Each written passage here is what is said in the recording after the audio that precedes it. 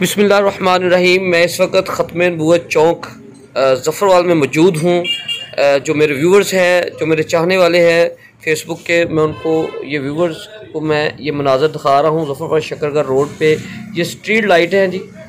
करोड़ों का मंसूबा था और ये मेरा ख़्याल है रोज़ ये प्रॉब्लम आई रहती है, कभी बल्ब जल गए। तो आज जो हम दिखा रहे हैं, एक हफ्ते से ये मुसलसल स्ट्रीट लाइट की जो बल्ब हैं टम चमके मार रही है। देख सकते हैं दूर तक जो मेरा कैमरा कैच कर रहा है इसको, ज़फ़रवाल शकरगढ़ ये कचहरी तक जो है ना, ये मेरा कैमरा कैच कर रहा है। देख सकते हैं जी दूर तक ये जी ज़फ़रवाल नारो रोड के मनाज़र हैं। ये बिल्कुल लाइट्स इस तरह की ठीक हैं।